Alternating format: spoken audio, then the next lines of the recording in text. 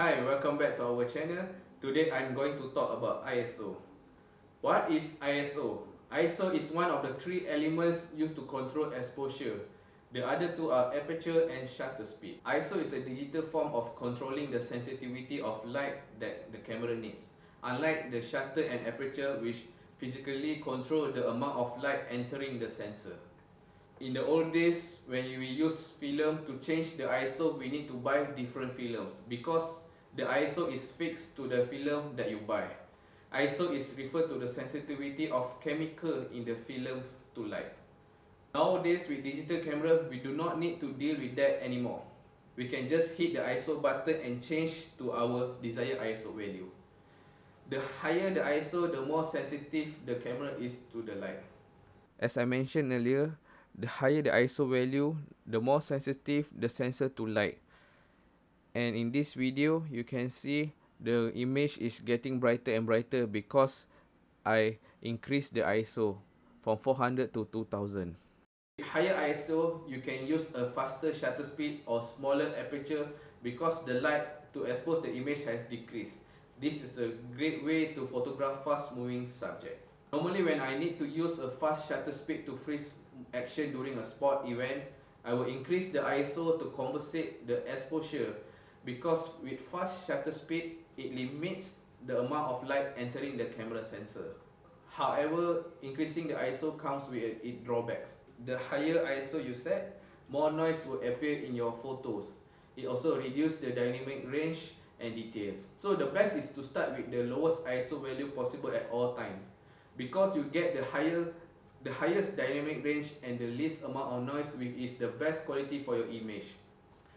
Oh yeah, bear in mind that different cameras have different ISO capability on ISO performance.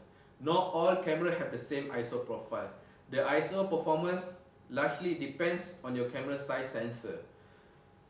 If you are using the camera on your phone, most likely the sensor is very small, and generally speaking, the bigger your camera sensor, the better it handles high ISO. This means full frame camera sensor will have better ISO performance compared to crop body sensor or to compact cameras.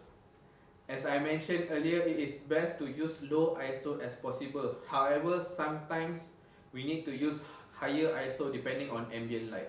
Normally outdoor shoot in bright daylight, I will use low ISO around 100 to 400 because we have a lot of ambient light source and I can use a fast shutter speed.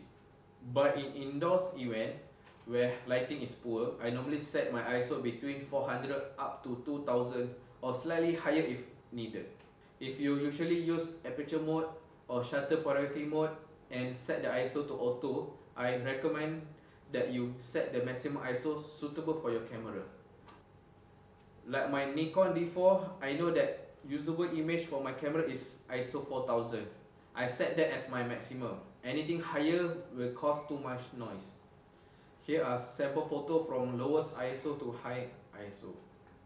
Okay, here are the example photo that I took from ISO 100 up to 4000. Here on the left is ISO 100. As you can see here, the photo is very clear. And then on the right is ISO 1250. You can see the details slightly less detail, but still clear, less noise, not much noise in the photo. And now is ISO 4000 on the right. You can see there's noise start to appear and photo is less sharper compared to ISO 100, where ISO 100 have more detail compared to ISO 4000.